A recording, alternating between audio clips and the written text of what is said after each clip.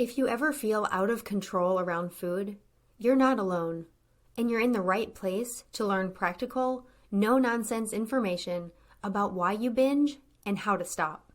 Binge eating does not mean that something is wrong with you. It's a natural but primitive brain response that you can correct. If you're ready for change, sign up for the Brain Over Binge self-paced online course for less than $20 per month.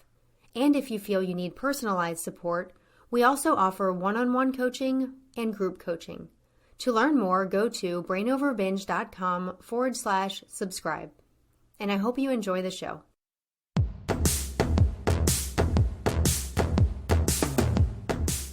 Welcome to the Brain Over Binge podcast, where you learn a simple, brain-based approach to ending binge eating. Thank you for tuning in today. I'm Kathryn Hansen, and my goal on this show is to help you stop binge eating so that you can get your life back. And if one thing is certain, it's that life is difficult and even tragic, and recent events make that abundantly clear. In terrible times in the world and in your own life, it can be easy for a thought process to creep in that says, what's the point of recovering? Things are so bad anyway, I might as well just keep binging. It's so important not to make recovery dependent on your life or your circumstances being good, or to make recovery dependent on being happy. And there is absolutely a point of recovering, even in hard times. Coach Julie is here to talk about this with me today, and we hope you come away from this episode with the courage and strength to keep pursuing recovery, even during emotionally challenging times. Hi, Julie. It's so good to have you here. Hi, Kathryn. It's so good to be here with you. We're here to talk today about emotionally challenging times. And I know a lot of you are seeing the news, and depending where you live, there's just a lot going on in the world, and that can affect recovery. Julie, can you kind of introduce how we're going to talk about emotionally challenging times today? Yeah, let's face it, life is unpredictable, and there are a lot of circumstances that come up that can really throw us off. I mean, right now, it's a very heated time in the world, very scary. There's a lot going on. But even when things might seem relatively calm in the world, there can also be other things that arise in our life: divorce, illness, injury, loss of any kind, right? And so sometimes during these times, people think, oh, I can't even be bothered with recovery, or it's selfish to be thinking about recovery. Or you can find that you were doing really well with your recovery, and then there's a return to emotional eating or binging and an increase in that feeling of over desire. And so it's just really great to know that during these difficult times, focusing on recovery is so important and can actually be really helpful. Yeah. The emotionally challenging times, whether it's in the world, whether it's in your own life, can affect people's recovery in different ways. And if your binging is very connected to stress and uncomfortable emotions, and you have more urges during that time, you may be experiencing an increase in urges and an increase in binging. Other people find that their appetite shuts down in emotionally challenging times, and they actually binge less. So there's no way that it affects everyone. Everyone is unique in how they react.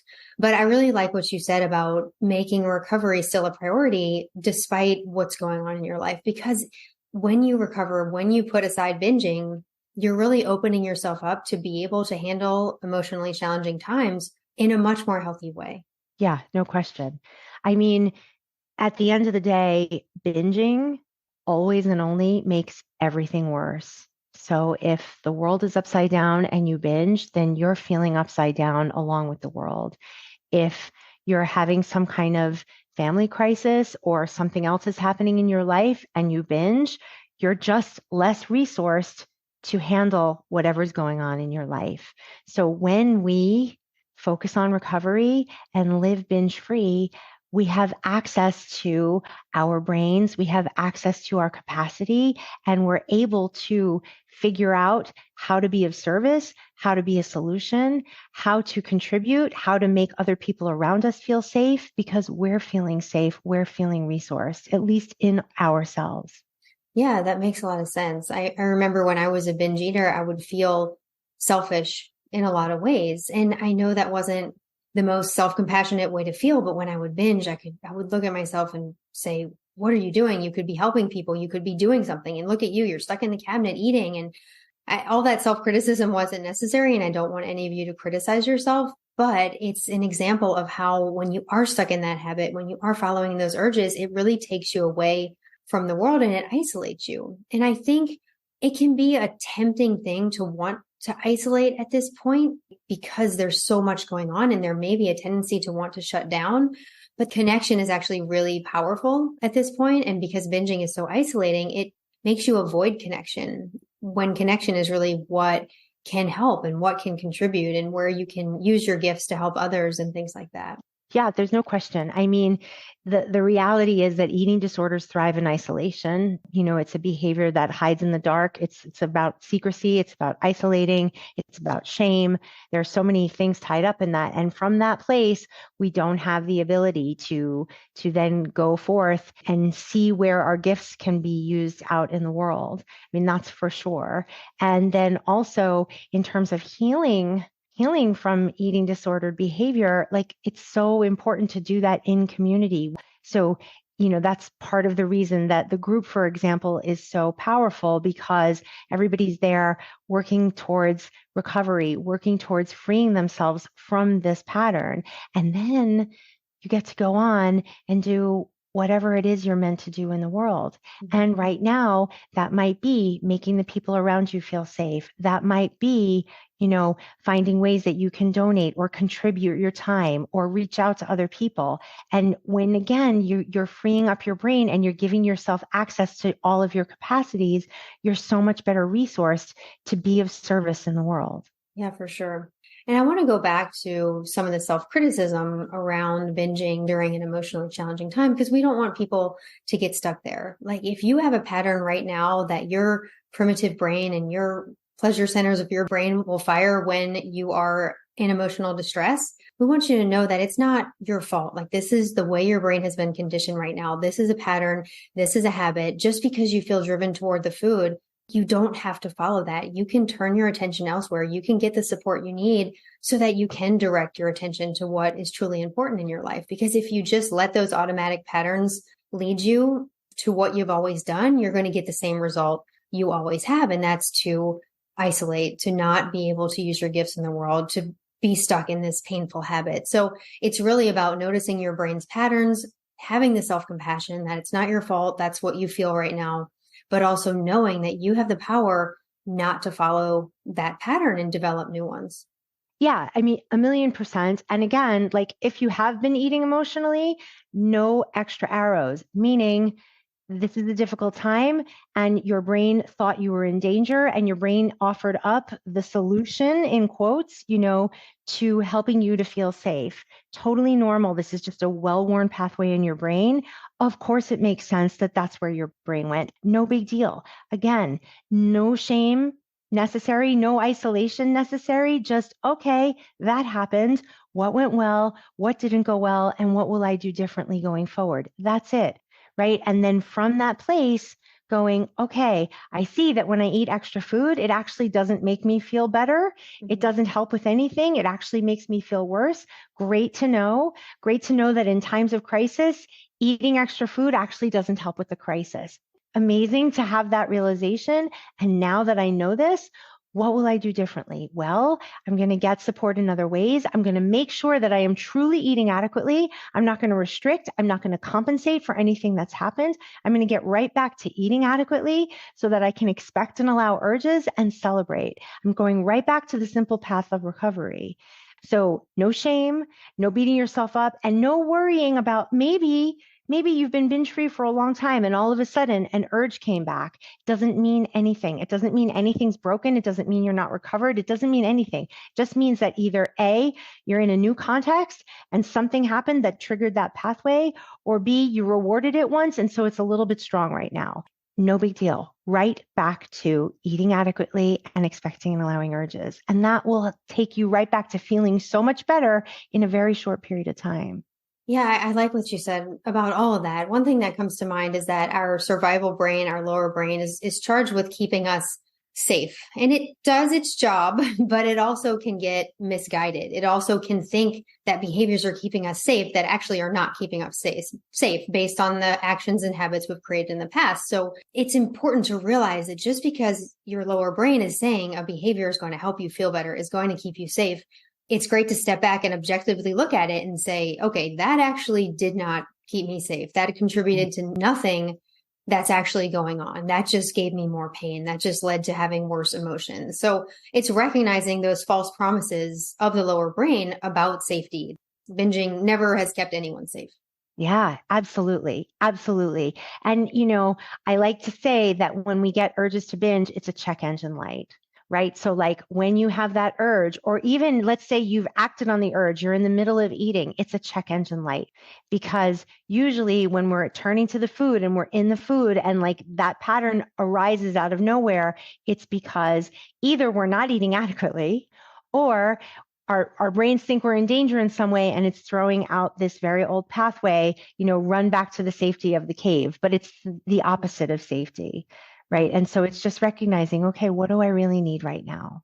And I'll add too that when we are distressed, the brain also likes to help us feel pleasure. Like that's one of the jobs of the lower brain, to survive, to seek pleasure, to avoid pain. And you kind of talked about avoid pain and survive, or the brain thinks it's helping us survive, but some of it is pleasure too. Like when we feel stressed, our brain might say, oh, you want some pleasure, you deserve it, this tastes good, this would be a break, and things like that. So it makes it seem very appealing. Of course, we want you to eat enough, we want you to enjoy your food, but binging is the opposite of pleasure.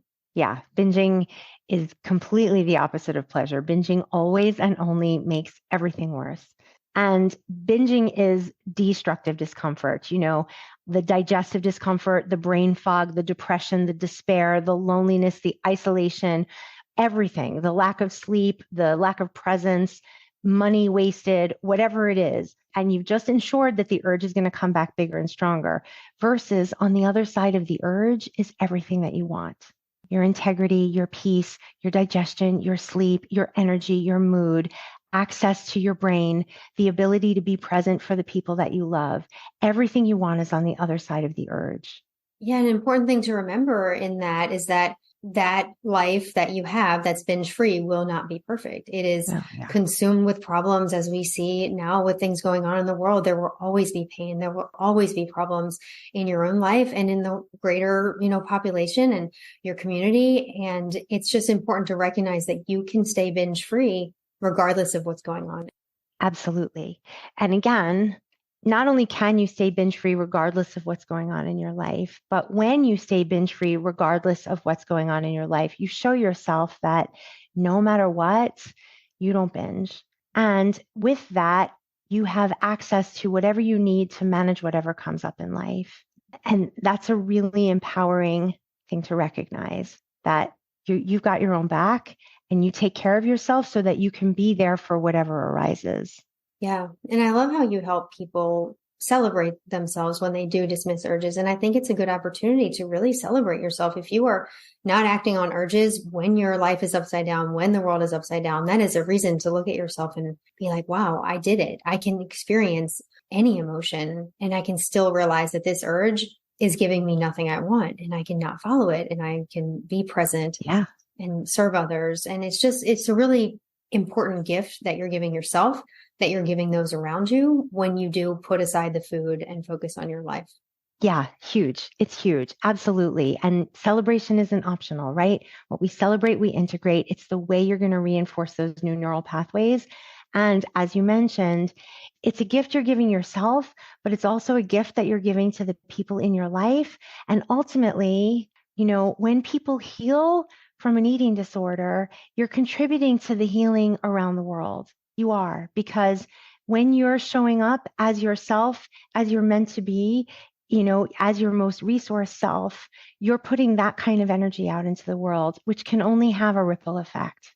That's really powerful. I love that. And just think of all the people who struggle with binging. If all these people recovered, how much that could contribute to, like you said, the energy out into the world. There's everyone I've ever worked with binge eating, I'm just blown away at how many gifts they have and how amazing of a person each person is. And I know you see that in the group. I know you see that in one-on-one clients. And it's hard when you see that the binging is holding that energy back and preventing that person from using their amazing gifts. And I just think it's so important for you to see as the listener that you have so much to contribute. And if you put aside binging, it allows you to do that.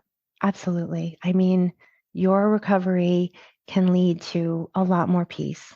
around you. And if everybody's engaging in more peaceful behaviors, everything changes. Thank you so much, Julie, for having this difficult conversation, but I think a necessary conversation. And I hope that it's helped you during this emotionally difficult time. Yeah. Thanks, Kathryn. Thank you for having me. And, I'm just going to end today with a little bit of metta. So this is a loving kindness practice. And so for everybody listening, and if you can join me, you can place your hands on your heart and just breathe in. May you be happy. May you be safe. May you be healthy. And may you be at peace. Thank you so much, Julie.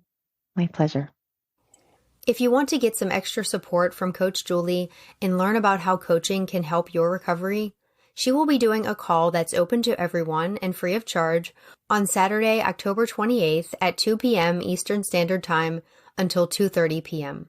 The link to join that call on Zoom is in the show description. I always post reminders for Julie's open calls on Instagram, so if you want to make sure not to miss this opportunity, follow me there at brain_over_binge, and I'll put that link in the show description too. You can also find information in the show description for all of the Brain Over Binge resources, including my 2 books, the online course, and one-on-one coaching and group coaching with Julie. We really appreciate you listening to this episode, and we hope our conversation helped you in some way. Even in difficult times, I want to encourage you and remind you that you have the power to change your brain and live a binge-free life. The Brain Over Binge podcast is produced and recorded by Brain Over Binge Recovery Coaching, LLC. All work is copyrighted by Brain Over Binge Recovery Coaching, LLC, and all rights are reserved.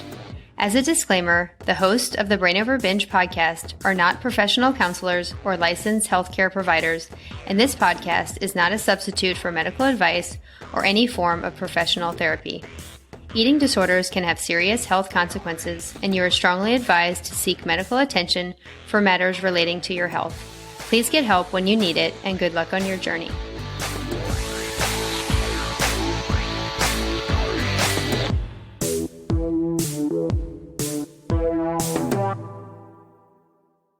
Need more help? You can find all of our current and upcoming options for support at brainoverbinge.com.